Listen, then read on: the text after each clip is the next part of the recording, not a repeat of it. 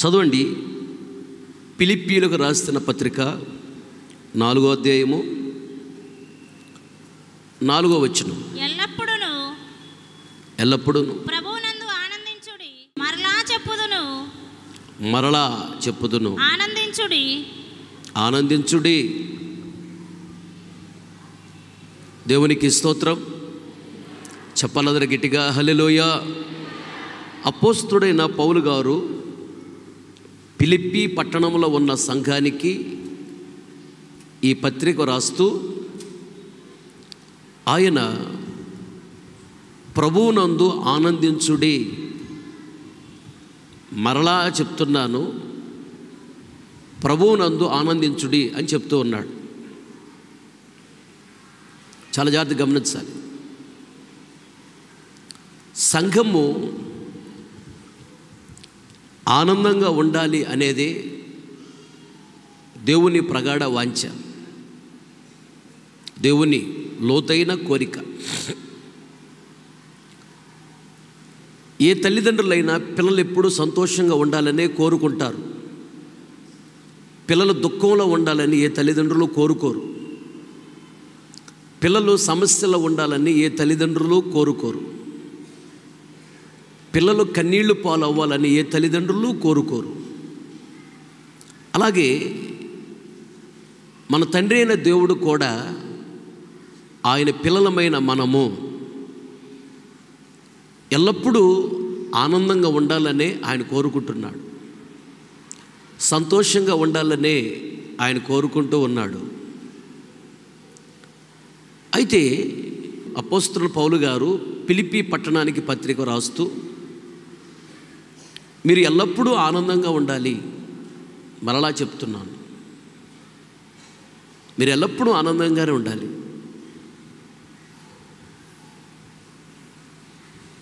అని చెప్తూ ఉన్నాడు. రీజాయిస్ ఇన్ ఆల్వేస్, ఎల్లప్పుడూ కూడా మరలా సంతోషించేవారుగా ఉండాలి అని కోరుకుంటూ ఉన్నాడు. ఒక దైవజనుడిగా నేను కూడా అదే కోరుకుంటున్నాను.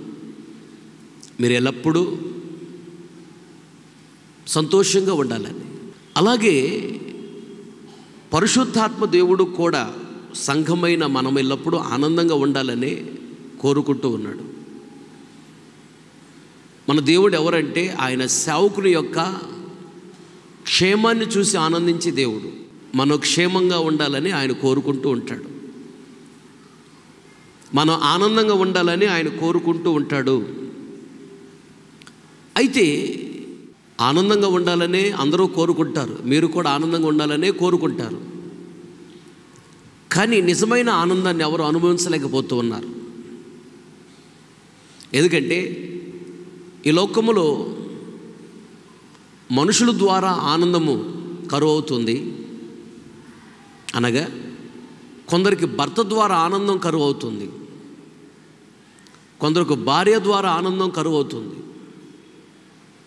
కొందరికి పిల్లల ద్వారా ఆనందం కరువు అవుతుంది, కొందరికి తల్లిదండ్రుల ద్వారా ఆనందము కరువు అవుతుంది, కొందరికి అక్క చెల్లెళ్ళు అన్నదమ్ముల ద్వారా ఆనందం కరువు అవుతుంది, కొందరికి ఇరుగు పొరుగు వాళ్ళ ద్వారా ఆనందం కరువు అవుతుంది, కొందరికి ఉద్యోగాన్ని బట్టి, వ్యాపారాన్ని బట్టి, చేతి పనులను బట్టి, కూలి పనిని బట్టి, చదువును బట్టి కొందరికి ఆనందం కరువు అవుతుంది. కనపడకుండా జరిగే విషయం ఏంటంటే సాతాను శక్తుల వలన మనకు ఆనందం కరువు అవుతుంది. ఎందుకంటే మనము సాతాను బిడ్డలము కాదు, దేవుని బిడ్డలం. కనుక సాతాను గడికి మనం సంతోషంగా ఉండటం వాడికి ఇష్టం ఉండదు. మనం ఆనందంగా ఉండటం వాడికి నచ్చదు.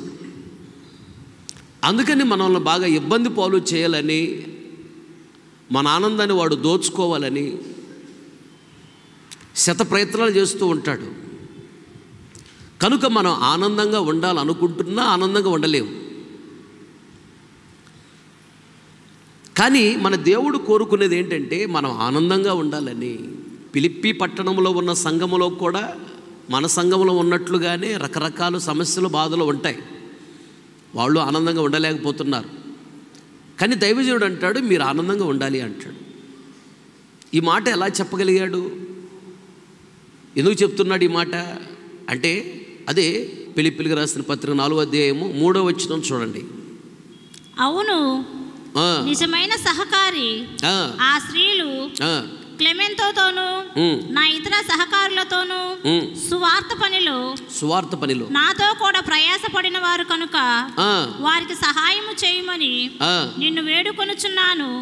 ఆ సహకారుల పేర్లు జీవగ్రంథమందు వ్రాయబడి ఉన్నవి. సహకారుల పేర్లు జీవగ్రంథమందు వ్రాయబడి ఉన్నవి. ఎల్లప్పుడూ ప్రభువునందు ఆనందించుడి. అది తలలో పైకెత్తిన వైపు చూస్తూ నా మాటలు గమనించండి.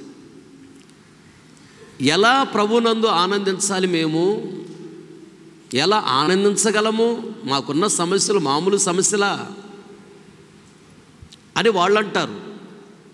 అపోస్తలుడు పౌలు గారు అంటున్నాడు, ప్రభువులో ఉన్నారు, నిజదేవుడు యేసు ప్రభువుని తెలుసుకున్నారు, పాపాన్ని విడిచిపెట్టారు, పాపాలు క్షమించబడటానికి బాప్తిసం తీసుకున్నారు, వాక్యాన్ని విని వాక్యానుసారంగా బ్రతుకుతున్నారు, ఆయనలో ఆనందం ఉన్నది. ఆనందాన్ని మీరు అనుభవించండి. ఏంటి ఆనందం అంటే, మీ పేరులు జీవగ్రంథంలో రాయబడి ఉన్నాయి. గట్టిగా చెప్పకూడదు దేవుని మైపాల్స్. ఆమేన్, హల్లెలూయా. ఇక్కడ కూర్చొని వాక్యం వింటున్న నీవు ఉండటానికి ఇల్లు లేకపోవచ్చు, తినటానికి తిండి లేకపోవచ్చు, కట్టుకోవటానికి బట్టలు లేకపోవచ్చు, పిల్లలను చదివించడానికి డబ్బులు లేకపోవచ్చు, అప్పులు కట్టడానికి డబ్బులు లేకపోవచ్చు, ఒకవేళ నీకు ఒక చెవిరికి కూడా బంగారం లేకపోవచ్చు, ఏమీ లేని కడు పేదరాలివి పేదవాడివి కావచ్చు. కానీ ప్రపంచంలో గొప్ప గొప్ప వాళ్ళు ఉన్నారే. ఫర్ ఎగ్జాంపుల్, లక్షల కోట్లు ఆస్తుంది వాళ్ళకి. మీరంటారు వాళ్ళు గొప్పోళ్ళు అంటారు, నేనంటాను మీరు గొప్పోళ్ళు అంటున్నాను. ప్రైజ్ ది లార్డ్, హల్లెలూయా. ఎందుకో తెలుసా?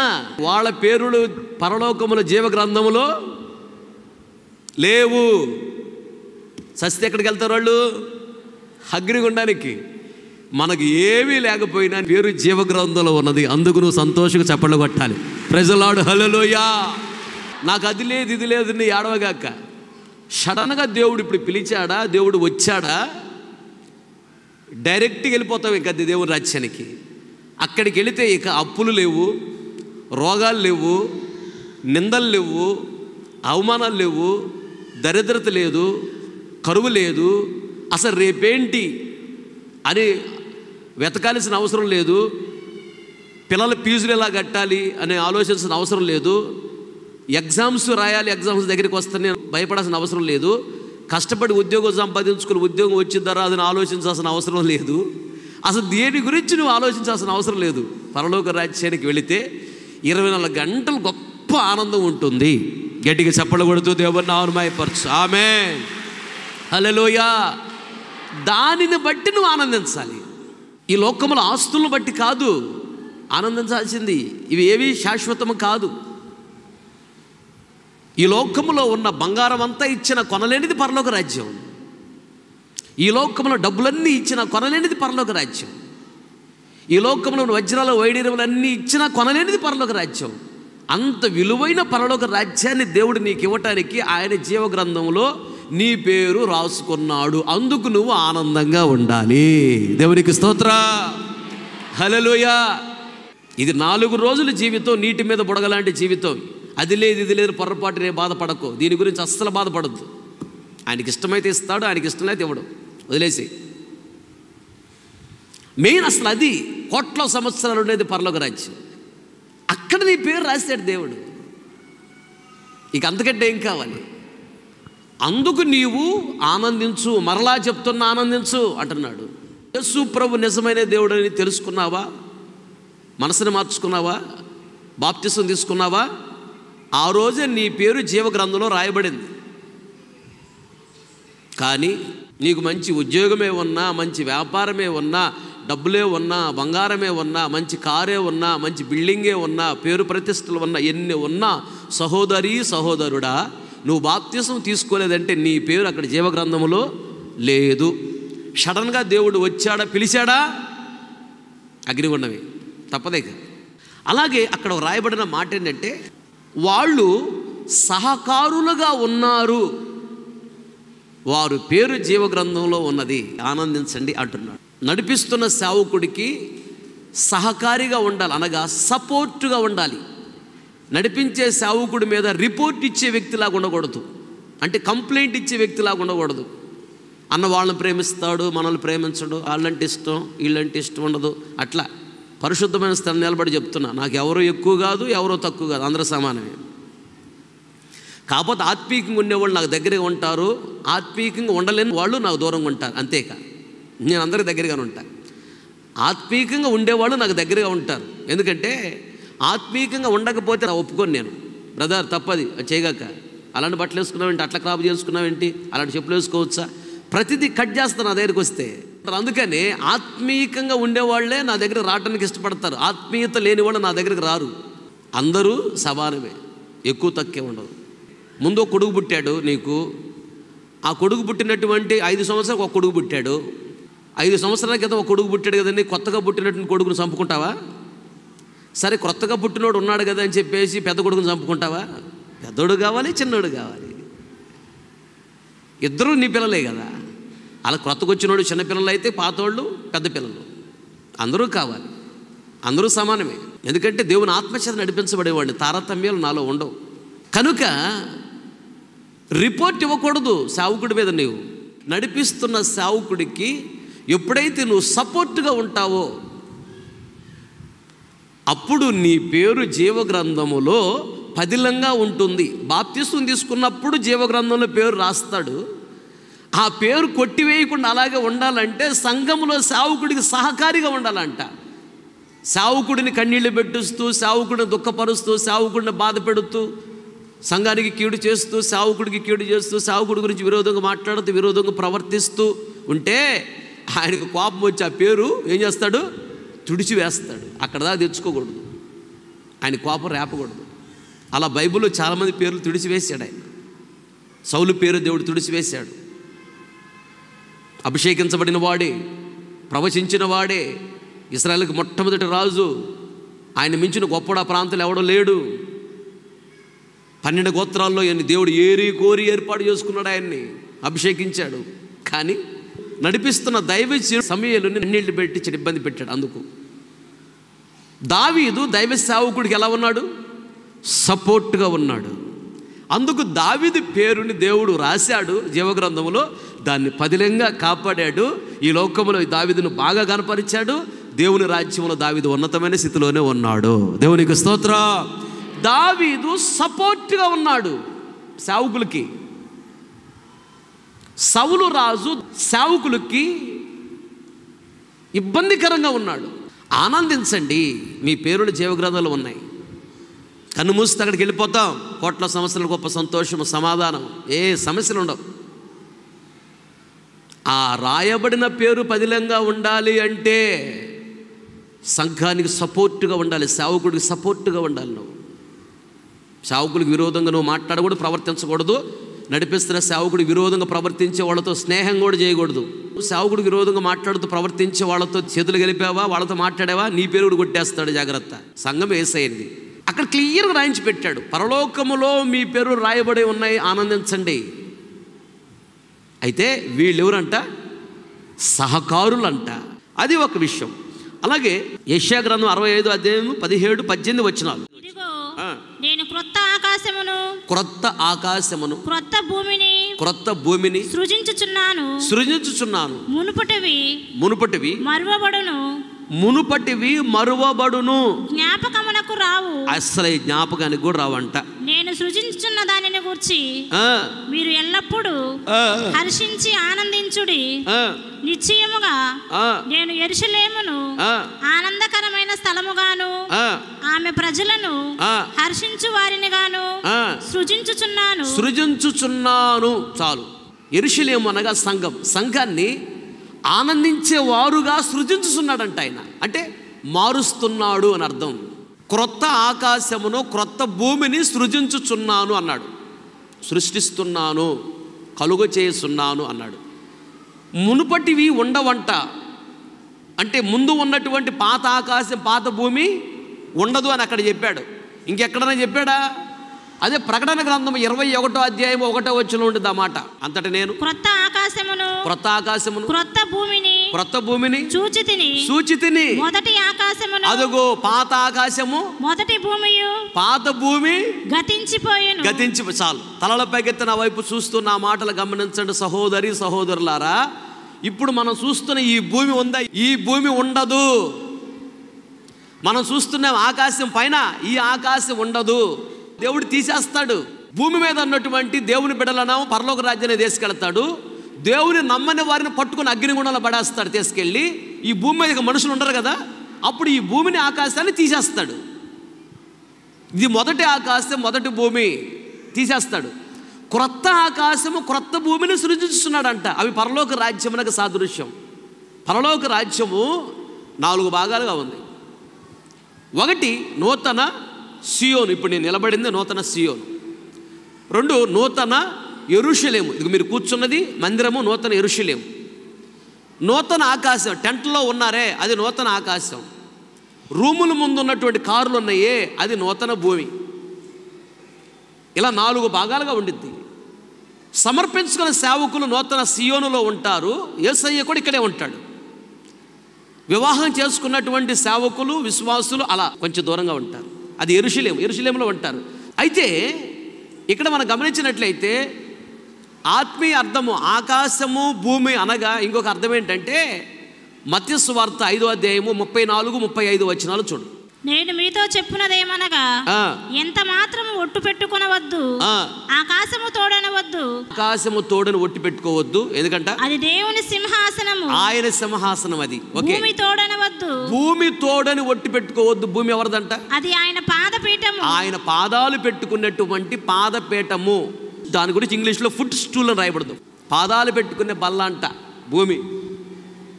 యెరూషలేము తోడని ఒట్టు పెట్టుకోవద్దు, అది మహారాజు పట్టణము. చాలు, నా వైపు చూస్తూ నా మాటలు గమనించండి.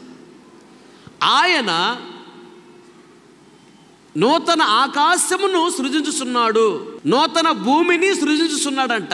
దానిని బట్టి యెరూషలేము ప్రజలారా అనగా సంఘస్థులారా మీరు ఆనందిస్తారు, సంతోషిస్తారు అంటున్నాడు. వినాలి జాగ్రత్తగా. మొదట నూతన భూమిని ఆయన సృష్టిస్తున్నాడు. ఇక్కడ నూతన భూమి అనగా ఏంటంట? దేవుని యొక్క పాదాలు పెట్టుకునే పాద పీఠము. భూమి ఆయన పాదపీఠము అన్నాడు కదా. ఈ పాదపీఠం మీద మనం ఏం చేస్తున్నాము, ఏం చేయాలి అని గమనిస్తే రండి వచ్చి ఆయనను గణపరచండి, నమస్కరించండి, సాగిలపడి నమస్కరించండి అనే మాటలు మనం గమనిస్తూ ఉంటాం. చదవండి ఆ మాటలు. ఒక మాట చూపిస్తాను నీకు. 99వ కీర్తన 5వ చరణం చూడు, అక్కడ ఉంటుంది ఆ మాట. మన దేవుడైన యెహోవాను గణపరచుడి, మన దేవుడైన యెహోవాని గణపరచుడి, ఆయన పాదపీఠము ఎదుట సాగిలపడుడి, ఆయన పాదపీఠము ఎదుట సాగిలపడుడి, ఆయన పరిశుద్ధుడు. చాలు. భూమి ఆయన పాదపీఠము. ఆయన పాదపీఠం ఎదుట మనము సాగిలపడే వారంగా ఉండాలి. ఆయనను మనము గణపరచాలి. దేవుడేమన్నాడు? నన్ను గణపరచు వారిని నేను గణపరుస్తా అన్నాడు. దేవుడిని నువ్వు గణపరిస్తే దేవుడు నిన్ను గణపరుస్తాడు. అది ఉద్యోగమైనా, వ్యాపారమైనా, చేతి పని అయినా, కూలి పని అయినా, చదువుల్లోనైనా నువ్వు దేవుడిని గణపరిచే వ్యక్తివైతే అక్కడ ఉన్న వాళ్ళందరికంటే దేవుడు నిన్నే బాగా గణపరుస్తాడు. మరి దేవుణ్ణి గణపరచడం అంటే ఏంటి అంటే ఆయన పాదాలు పెట్టుకున్నటువంటి పాదపీఠము దగ్గరికి వచ్చి నమస్కారం చేయాలంట. ఆయన పాదాలు పెట్టుకునే పాదపీఠము దగ్గరికి వచ్చి నువ్వు నమస్కారం చేస్తే ఆయన నువ్వు గణపరిచినట్లు. ఆయన నువ్వు గణపరిస్తే ఆయన నిన్ను గణపరుస్తాడు. ఆయన పాదాలు పెట్టుకున్న పాదపీఠం భూమి. దాని గురించి ఇంకా క్లియర్గా ఇంకొక స్టెప్పు ముందుకు వేస్తూ రాశాడు. దినవృత్తాంతాల మొదటి గ్రంథము 28వ అధ్యాయం 2వ వచనం చూడండి. అప్పుడు రాజైన దావీదు లేచి నిలువబడి ఇలాగు సెలవిచ్చెను, నా సహోదరులారా, నా జనులారా, నా మాట ఆలకించుడి. యెహోవా నిబంధన మందసమునకును మన దేవుని పాదపీఠమునకును విశ్రమ స్థానముగా ఉండుటకు ఒక మందిరము కట్టించవలనని. చాలు. దేవుని మందసము దేవుని పాదపీఠము బంగారముతో చేయాలి. ఇవి ఎక్కడ ఉండాలంట? దేవుని మందిరములో ఉండాలంట. ఆయన పాదపీఠము దగ్గర నువ్వు మోకరించాలి.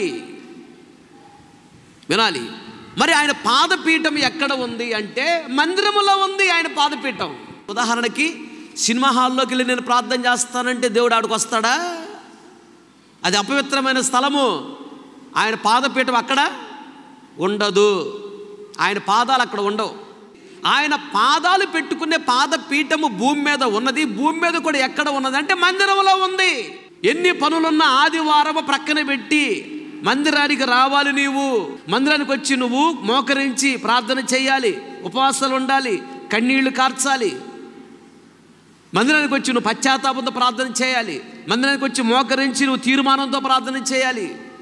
కన్నీళ్లతో ఏడ్చి నువ్వు ప్రార్థన చేయాలి, నీ సమస్యలు చెప్తూ.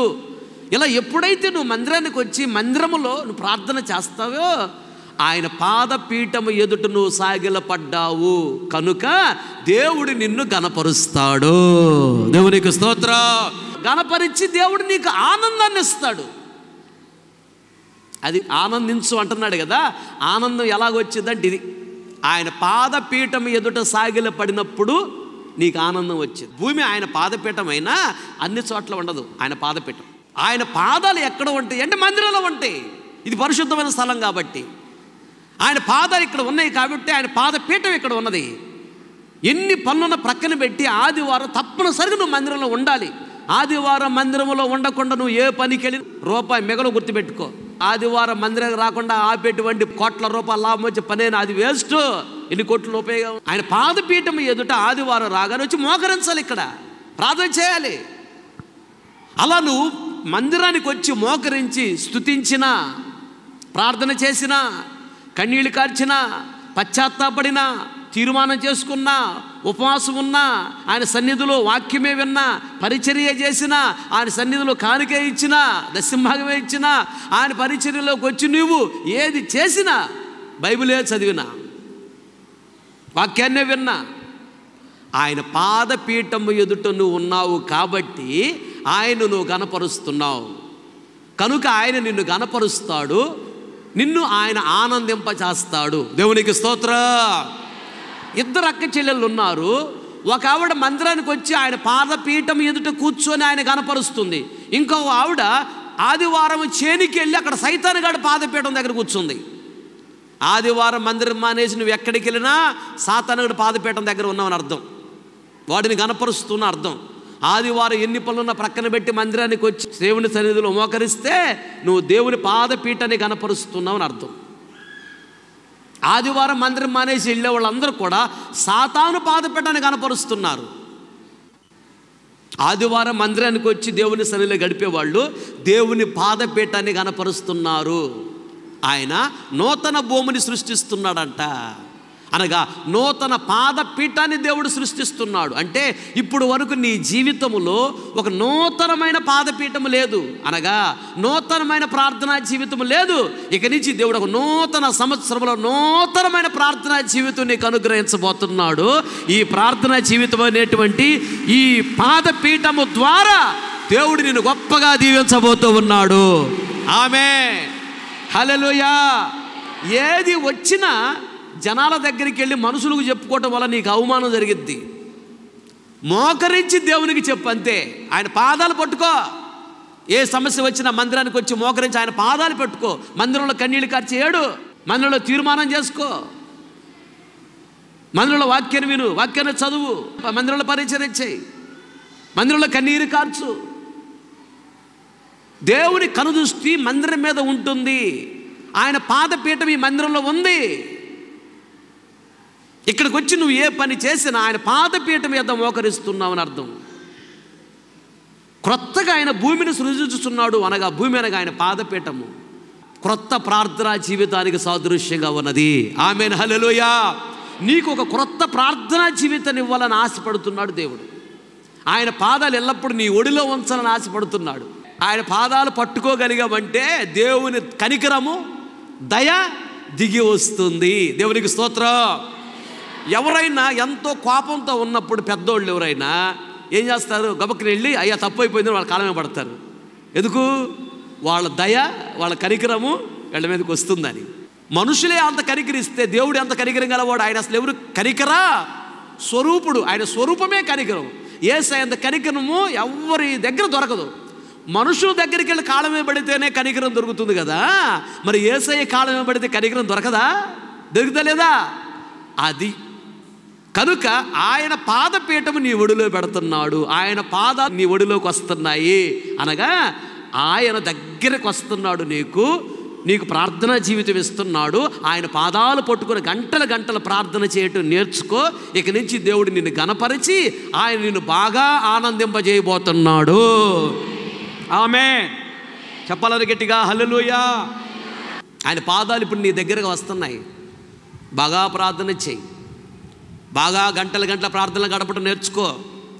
ఇప్పుడు వరకు సమయం లేదని ప్రార్థన చేయలా. ఇక నుంచి గంటల గంటల ప్రార్థన చేయి. ఆయన పాదాలు నీకు దగ్గరగా ఉన్నాయి. నీకు కనికరం దొరుకుతుంది, దేవుని దయ నీ మీదకి వస్తుంది, దేవుని కృప నీ మీదకి వస్తుంది. ఆ తర్వాత ఏం జరిగింది తెలుసా?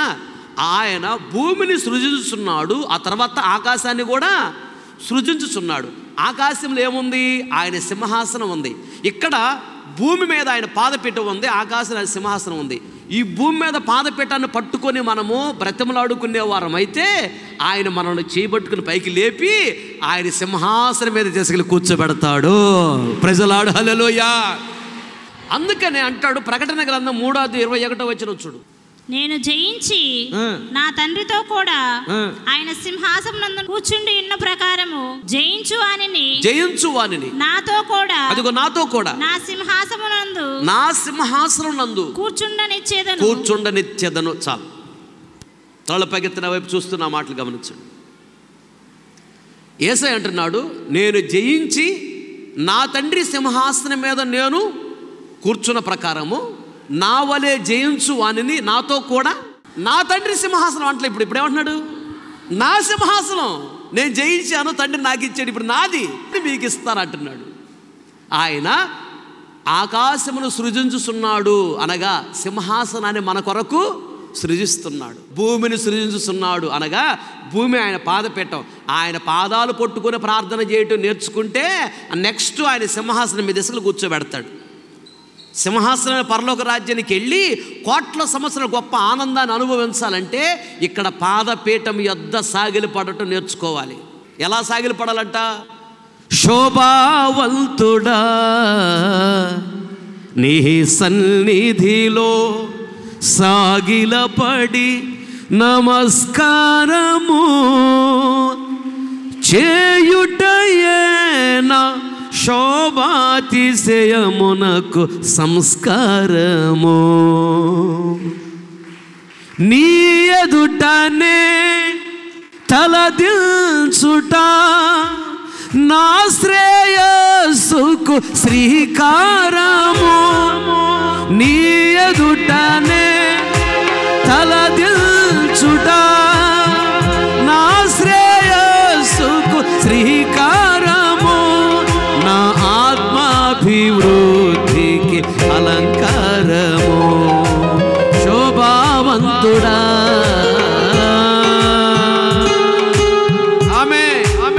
చెప్పాలి గట్టిగా హల్లెలూయా. ఆయన పాదాలు పట్టుకోవటం నేర్చుకో. పాదాలు పట్టుకుని బ్రతిమలాడుకోవటం నేర్చుకో. పాదపీఠం భూమి మీదే ఉన్నది, దగ్గరగా ఉన్నది. సంఘం ఎత్తబడిన తర్వాత ఆయన పాదపీఠం భూమి మీద ఉండదు.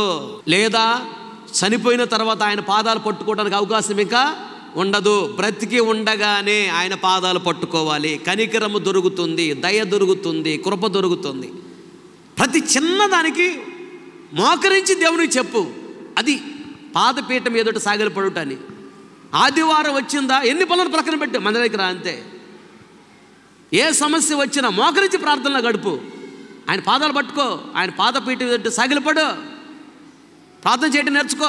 అన్ని దీవెనలు ఇస్తాడు, ఇచ్చి నిన్ను ఆయన ఆనందింపజేస్తాడు. ఆ మాటలు చదువు అక్కడ యెషయా గ్రంథం 65వ అధ్యాయము. నేను సృజించుచున్న దానిని గూర్చి మీరు ఎల్లప్పుడూ హర్షించి ఆనందించుడి. నిశ్చయముగా నేను యెరూషలేమును ఆనందకరమైన స్థలముగాను. అంటే ఏ దీవెన లేదని ఏడుస్తున్నావో, ఏ దీవెన నీ చేత్తో పట్టుకోలేకపోతున్నావో, ఏ దీవెన నీ కళ్ళతో చూడలేకపోతున్నావో, ఏ దీవెన నువ్వు అనుభవించలేకపోతున్నావో, ఆ దీవెన ఈ సంవత్సరం అతి త్వరలో దేవుడు నీకు అనుగ్రహించి దేవుడు నిన్ను ఆనందింప చేయబోతున్నాడు. గట్టిగా చప్పలు కొడుతూ ఈ నెలలోనే నీకు ఆనందాన్ని ఇవ్వబోతున్నాడు. ఆయన పాదపీఠం మీద సాగిలు పడటం వల్ల ఇంకొక లాభం ఏంటి తెలుసా? ప్రకటన గ్రంథం 3:9 చూడు. యూదులు కాకయే తాము యూదులమని అబద్ధమాడు సాతాను సమాజపు వారిని రప్పించేదను. వారు వచ్చి నీ పాదముల ఎదుట పడి నమస్కారము చేసి వీళ్ళెవరు అంటే నామకార్థ క్రైస్తవులు. ఈ నామకార్థంగా బ్రతికే క్రైస్తవులు కానీ, యేసు ప్రభు నిజదేవుడు నమ్మనటువంటి అన్యులు కానీ, వాళ్ళొచ్చి నీ పాదముల దగ్గర నమస్కారం చేస్తారంట. ఎప్పుడో తెలుసా? నువ్వు ఎల్లప్పుడూ దేవుని పాదములు పట్టుకుని ప్రార్థన చేసే వ్యక్తివైతే. దేవునికి స్తోత్ర. అప్పులు అడగటానికి అన్యుల దగ్గరికి నువ్వు వెళ్ళవు.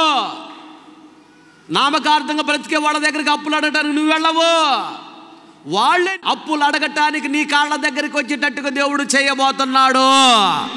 నువ్వు ఎల్లప్పుడూ ఆయన పాదపీఠం ఎద్దనే ఉండాలి. ఆదివారం వచ్చిందా ఎక్కడ ఉండాలి? మందిరములో పాదపీఠం ఉంది. దేవుని మందిరములో ఉంటే దేవుని పాదపీఠం పట్టుకున్నట్టు. ఆదివారం మందిరం మానేసి ఎక్కడ తిరిగినా సైతాన్ గడ పాదపీఠం పట్టుకున్నావు. ఘనత కాదు, ఘనహీనత ఉండిద్ది, దీవెన ఉండదు, శాపం ఉండిద్ది. ఎన్ని పనులను ప్రక్కన పెట్టి ఆదివారం మందిరానికి వచ్చి మందిరంలో ఆయన పాదపీఠం ఎదుట మోకరించే వ్యక్తివైతే, ఏ సమస్య వచ్చినా మోకరించి నువ్వు ప్రార్థన చేసే వ్యక్తివైతే, ఆయన పాదపీఠం ఎదుట నువ్వు మోకరిస్తున్నావు. కాబట్టి అన్యులైనా నామకార్థ క్రైస్తవులైనా వాళ్ళు ఎవరైనా వాళ్ళ దగ్గరకు నువ్వు వెళ్ళాల్సిన అవసరం లేదు. దీవెన కోసం వాళ్ళే నీ కాళ్ళ దగ్గరికి వచ్చేటట్టు దేవుడు చేయబోతున్నాడు, చేస్తాడు. ఆమేన్, హల్లెలూయా. అది ఒకటి. రెండో, యెషయా గ్రంథం 66:10-11 యెరూషలేమును ప్రేమించువారులారా, యెరూషలేమును ప్రేమించువారులారా, మీరందరూ ఆమెతో సంతోషించుడి, ఆనందించుడి, ఆమెను బట్టి దుఃఖించువారులారా, మీరందరూ ఆమెతో ఉత్సహించుడి. ఆదరణకరమైన ఆమె స్తన్యమును మీరు కుడిచి తృప్తి నొందుదురు. చాలు. తలపైకెత్తిన వైపు చూస్తూ నా మాటలు గమనించండి, జాగ్రత్తగా వినండి. ఇక్కడ యెరూషలేమును ప్రేమించు వారులారా, ఆమెతో సంతోషించుడి, ఆమెతో ఆనందించుడి. అదేంటి? యెరూషలేము అన్నాడు, ఆమె అన్నాడు. వినా జాగ్రత్తగా. యెరూషలేము అంటే సంఘము, సంఘం అంటే స్త్రీ. సంఘాన్ని నువ్వు ప్రేమించే వ్యక్తివైతే సంఘముతో ఆనందించు అంటున్నాడు దేవుడు. సంఘముతో నువ్వు ఆనందించు అంటే అర్థం ఏంటంటే, సంఘం మీదకి వచ్చేటువంటి కృప, సంఘం మీదకి వచ్చేటువంటి దీవెన, సంఘం మీదకి వచ్చేటువంటి అభిషేకము, సంఘం మీదకి వచ్చి దేవుని మహిమ, సంఘం మీదకి వచ్చి దేవుని దయ, ఇవన్నీ నీవు సంఘములో ఉంటేనే అనుభవిస్తావు. దేవునికి స్తోత్ర. చెప్పలు గట్టిగా హల్లెలూయా. ఇప్పుడు మీరందరికీ నేను స్వీట్లు పంచి పెట్టాలనుకున్నాను అనుకో, అప్పుడు వెంటనే మీ అందరికి స్వీట్లు అందుతాయి. బస్ స్టాండ్లో ఉన్న వాళ్ళకి స్వీట్లు అందుతాయా? ఎందుకని? వాళ్ళు ఇప్పుడు సంఘంలో లేరు కాబట్టి వాళ్ళకి అందవు స్వీట్లు, మందిరంలో ఉన్న వాళ్ళకి అందుతాయి. అలాగే ఇది దేవుడు ఏర్పాటు చేసుకున్న సంఘము, దేవుడు ఏర్పాటు చేసుకున్న మందిరం. ఇది యేసయ్య సంఘం, క్రీస్తు శరీరం అనే సంఘం. నేను ఆయన సంఘములో ఒక పనోడిని. పరలోక రాజ్యానికి వెళ్ళినాక జీతం అక్కడ ఇస్తాడు నాకు, నేను జీతగాడిని. ఒక అధికారిగా పెట్టాడు జాగ్రత్తగా సంఘాన్ని చూసుకోని. సంఘం ఆయనది, నాది కాదు.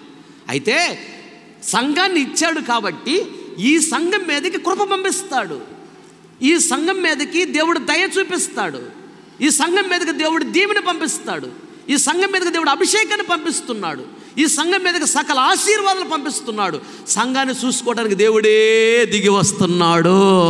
దేవునికి స్తోత్ర, హల్లెలూయా. అయితే ఈ సంఘముతో కలిసి నీవు ఆనందించాలి అంటున్నాడు దేవుడు. సంఘముతో కలిసి నువ్వు ఆనందించాలంటే ఎన్ని వచ్చినా సంఘాన్ని నేను విడిచిపెట్టను ప్రభు అని నువ్వు తీర్మానం చేసుకోవాలి. ఆమేన్, హల్లెలూయా. నిన్ను సంఘముల నుంచి బయటకు తీసుకొని వెళ్ళాలని చూసేది సాతాను. మందిరం విడిచిపెట్టి వెళదామని నీకు చెప్పారా? వాళ్ళు సాతాను సంబంధులు, వాళ్ళకి సైతాను పట్టింది గుర్తుపెట్టుకో. వాళ్ళ జీవితాన్ని వాళ్ళే నాశనం చేసుకుంటున్నారు, నరకానికి సిద్ధపరచుకుంటున్నారు. వాళ్ళతో చేతులు కలిపి వాళ్ళ చుట్టూ తిరిగావు, నువ్వు నరకానికి పోతావు. దీవెన పొందులో జాగ్రత్త. సంఘములో ఉండి నువ్వు దీవించబడాలి. సంఘముతో కలిసి దీవించబడాలంటే సంఘములో నువ్వు స్థిరంగా ఉండాలి. ఒకటి. రెండోది ఇంకోటి ఏంటో తెలుసా? యెరూషలేమును ప్రేమించు వారులారా ఆమెతో మీరు ఆనందించుడి అంటున్నాడు. యెరూషలేమనే ఈ సంఘాన్ని ఎవరు ప్రేమిస్తారో వారే ఈ సంఘం మీదకి వచ్చే దీవెనను అనుభవిస్తారు, సంఘం మీదకి వచ్చే కృపను అనుభవిస్తారు, సంఘం మీదకి వచ్చే అభిషేకాన్ని పొందుకుంటారు. సంఘాన్ని తీసుకెళ్ళటానికి యేసయ్య మధ్యాహ్నానికి వచ్చినప్పుడు సంఘంతో పడి ఎత్తబడి పరలోక రాజ్యానికి కడతారు. గట్టిగా చెప్పట్లో ఆమేన్, హల్లెలూయా. అయితే నువ్వు సంఘాన్ని ప్రేమించాలి. సంఘాన్ని ప్రేమిస్తేనే సంఘం మీదకి వచ్చే ప్రతి దీవెన అనుభవించడానికి యోగ్యురాలవి. సంఘాన్ని ప్రేమిస్తున్నావా? జయద్దు అని అనగానే మా సంఘం ఆ మైండ్ రావాలి నీకు. ఎవరన్నా మీ ఇంటి మీదకి ఏమన్నా రాయిసినైతే ఒప్పుకుంటా? ఎవడాడా అంటా లేదా? ఇంటి మీద కాకొచ్చి ఒప్పుకుంటావా? అది నీ ఇల్లు, కానీ ఆ ఇల్లు పరలోక రాజ్యం తీసుకెళ్ళదు. ఈ ఇల్లే తీసుకెళ్ళేది పరలోక రాజ్యానికి. ప్రజలాడు హల్లెలూయా. ప్రతి వారము నిన్ను పరలోక రాజ్యాన్ని సిద్ధపరిచేది మీ ఇల్లు కాదు, ఈ ఇల్లు. ఇక్కడ నువ్వు వాక్యాలుని దేవుని రాజ్యాన్ని సిద్ధపరచబడుతున్నావు.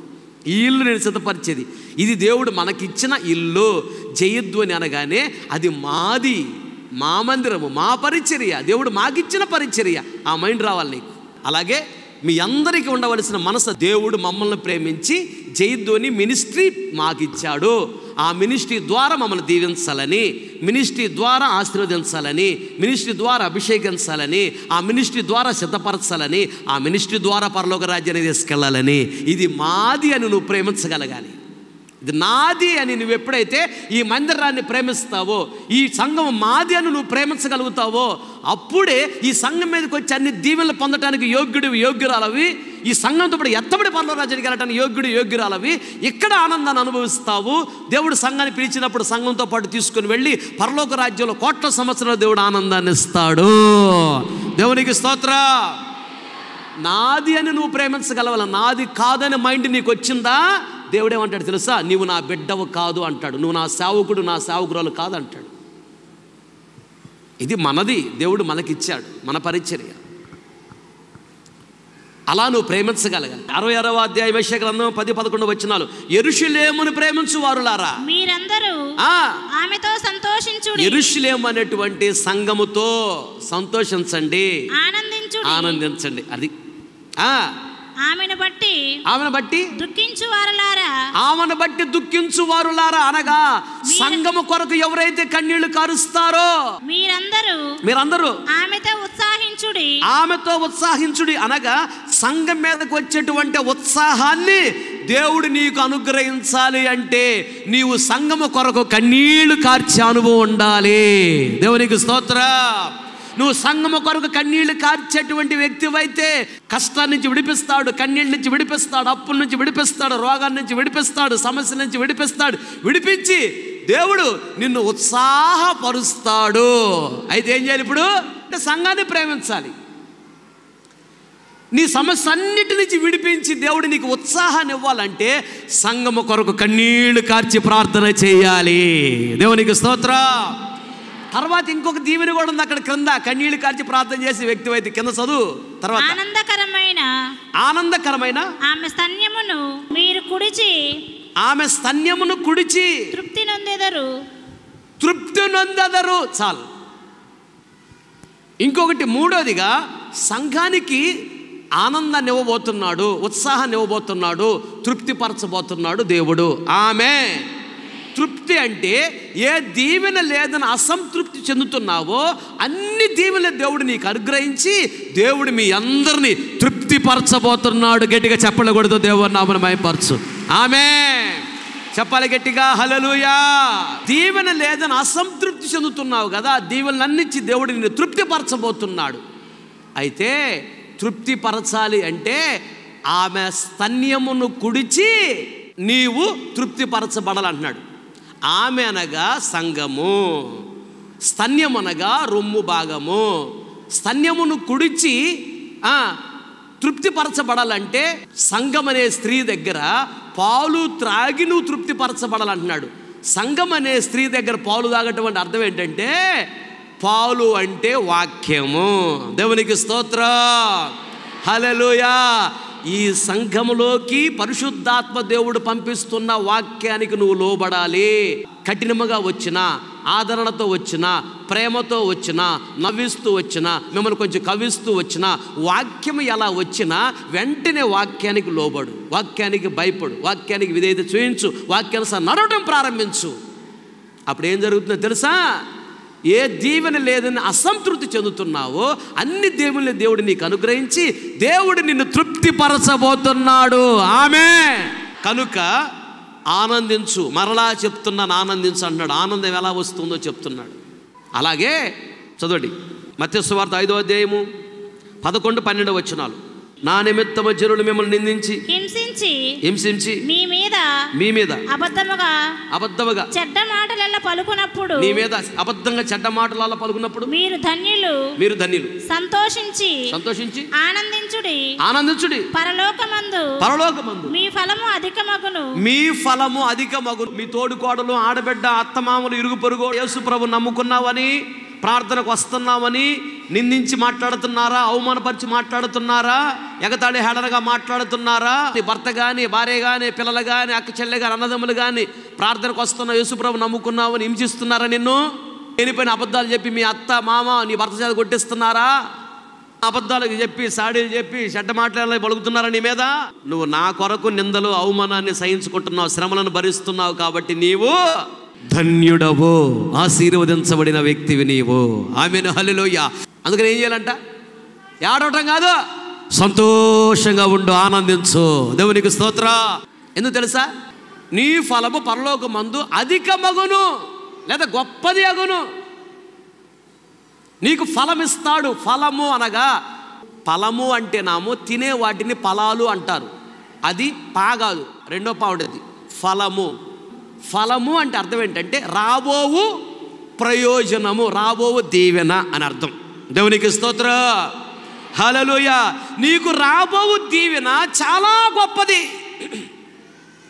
దేవుని కొరకు నిందించబడుతున్నావు, అవమానపరచబడుతున్నావు, దేవుని కొరకు చిత్రహింసలను భరిస్తున్నావు, సహించుకుంటున్నావు. ఎందుకు ఈ జీవితం అనుకోవద్దు. నువ్వు ధన్యుడు, ధన్యురాలు, ఆనందంగా ఉండి అంటున్నాడు దేవుడు.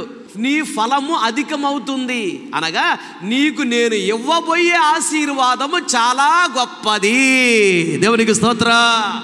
నువ్వు ఎంతగా హింసించబడుతున్నావో, ఎంతగా నిందించబడుతున్నావో, ఎంతగా అవమానపరచబడుతున్నావో, ఎంతగా చిత్రహింసకు గురి అవుతున్నావో, భర్త ద్వారా, భార్య ద్వారా, పిల్లల ద్వారా, ఆత్మల ద్వారా, ఆడబిడ్డ ద్వారా, తోడుకోడల ద్వారా, ఇరుగు పొరుగుల ద్వారా, ఉద్యోగములో, వ్యాపారములో, పంట పొలాలకు వెళ్ళిన చోట, చదువుకుంటున్న చోట యేసుప్రభు నమ్ముకున్నావని నిన్ను ఎంతగా హింసిస్తున్నారో నువ్వు బాగా ఆనందిస్తూ ఉండి. ఎందుకు తెలుసా?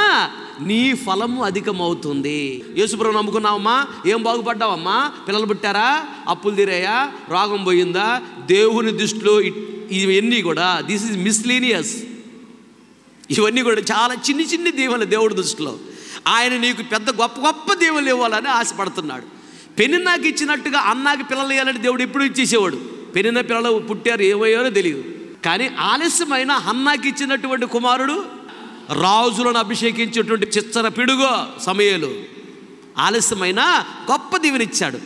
కొందరును చూసి ఆమె మొన్న పెళ్ళయింది, వెంటనే గర్భం ధరించింది. అమ్మ నువ్వేందమ్మ ఎలియా అంటున్నట్టు ఒక ఆమె. పెళ్ళి 6 సంవత్సరాలు 7 సంవత్సరాలు, 6ఏగా, అప్పుడే ముసలి పొళ్ళు ఊడిపోతుంది, ఇటు ఊగుతుందా? ఆమెకు కూడా లేటుగా ఇచ్చాడు. ఎవరికి? చారాకి లేట్ అయినా లేటెస్ట్గా ఇచ్చాడు. ఎవరో? ఇస్సాకు. మామూలుడా?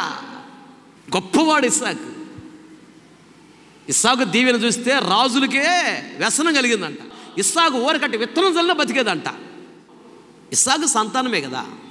ఇశ్రాయేలు యూదులు వాళ్ళు మామూలుళ్ళ, ప్రత్యేకమైన జనాంగం ప్రపంచంలో. తెలుసా? ఇజ్రాయెల్ లాంటి జనాంగం ప్రపంచంలో మరొకరు లేరు. తెలుసా? వాళ్ళ DNA వేరు, వాళ్ళ జ్ఞానం వేరు, వాళ్ళ తెలివి వేరు, వాళ్ళకున్న కృప వేరు. ఇస్సాకు పిల్లలే. మామూలుడు పుట్టాడు ఇస్సాకు. అర్థమైందా? లేట్ అవుతుందంటే ఏదో లేటెస్ట్గా ఇవ్వబోతున్నాడే, కంగారు పడగాక. డిమ్ క్యాండిడేట్ని ఇవ్వడో, ఏదో గొప్పగానే దేవుడు కార్యం చేయబోతున్నాడు అంతే యేసు నామములో. ఆమేన్, హల్లెలూయా. యేసుప్రభువు నమ్ముకున్నా, ఏం బాగుపడ్డా అమ్మా అంటారు. ఆనందించు, సంతోషంగా ఉండు. అల్లే నువ్వు ఎంత నిందించబడతావో, అవమానపరచబడతావో, ఎంత అల్లరిపాలు చేయబడతావో, నీకు రాబో ప్రయోజనము అంత గొప్పది, నీ ఫలము అధికము. వాళ్ళు ఎగతాళి ఆడన చేసిన వాళ్ళందరూ సిగ్గుతో తలదించుకుంటారు. డిగ్రీ వరకు చదువుకొని గవర్నమెంట్ లిమిటెడ్ కంపెనీలో జాబ్ చేస్తున్నా, నెలకి ఇంటికి నేను 1000 రూపాయలు డబ్బులు పంపిస్తున్నా. అలాంటి సందర్భంలో అయ్యా దేవుడి సేవకు వెళ్ళమన్నాడు, వెళ్ళిపోను ఆయన మమ్మల్ని తిండికి చంపడని మమ్మల్ని సేవ పంపించేసింది. మమ్మల్ని ఇది సంపాదించే టైంలో నేను ఎన్ని మాటలు అన్నారో మమ్మని. రోజు మమ్మకి మా నాన్న తగలబెట్టేవాళ్ళంట. చూసావరా, వాడు సంపాదించే టైంలో ఏం చేసిందో, సేవ పంపించింది, దాన్ని 4 ఉతుకురా అనేవాళ్ళు. ఇక ఆయన తగాది పెట్టుకోవటం, ఇక రోజు వెళ్తారు తగాదే. మా అక్క అసలు మా ఊరు రావడం కూడా మానేసిందంట, వెళ్ళటం కూడా. వెళ్తే మా నాన్న గొడవ పెట్టుకుంటున్నాడు, నువ్వే పంపించేవాడిని సేవకని. అడిగి నేను లక్ష ఖర్చు పెట్టి చదివించా, ఆ డబ్బులని మీద ఎవరిస్తారు, ఇవ్వండి మీరు. గొడవ పెట్టేవాళ్ళు లేనిపోయిన మాటలు, ఎన్నో నిందలు అవమానాలు భరించారా, వాళ్ళని తెచ్చి మందిరంలో పెట్టాడు దేవుడు. ఇప్పుడు వీళ్ళని చూసి అంటున్నారు, అమ్మా దేవుడు మిమ్మల్ని దీవించాడు. ఇప్పుడు అప్పుడు నోటికి వచ్చినట్టు మాట్లాడే వాళ్ళందరూ కూడా ఇప్పుడు ఏమంటున్నారు, అమ్మా దేవుడు మిమ్మల్ని దీవించాడు. ఆ రోజు నిందలు అవమానాలు ఎన్ని అన్నా సహించుకున్నారు, భరించుకున్నారు. కాబట్టి ఈరోజు దేవుని మందిరంలో పచ్చని ఒలివ వృక్షములాగా వాళ్ళని పెట్టాడు దేవుడు తీసుకొచ్చి. నువ్వు ఈరోజు ఎంత నిందించబడుతున్నావు, ఎంత అవమానపరచబడుతున్నావో, ఎంత అల్లరిపాలు అవుతున్నావో దేవుణ్ణి నమ్ముకొని ఏమి కంగారు పడగాక ఎగతాళి హేళన చేసిన వాళ్ళందరూ నీ ఎదుట తలదించుకుంటారు సిగ్గుతో. ప్రజలాడు హల్లెలూయా. వాడెవడైనా నీ కాళ్ళ దగ్గరకు వచ్చేటట్టు దేవుడు చేస్తాడు, వాళ్ళ తల మీద పెడతాడు. వాళ్ళకంటే దేవుడు నేను గొప్పగా దీవించబోతూ ఉన్నాడు. నీ ఫలము అధికమవుతుంది. ఆమేన్. అనగా నీ రాబో దీవెన చాలా గొప్పది. అది రేపు ఎల్లుండి కాదు, ఇప్పుడే దేవుడు ప్రారంభించాడు. కొట్టగట్టిగా చప్పట్లో మోకరించండి, ప్రార్థన చేసుకుందాం.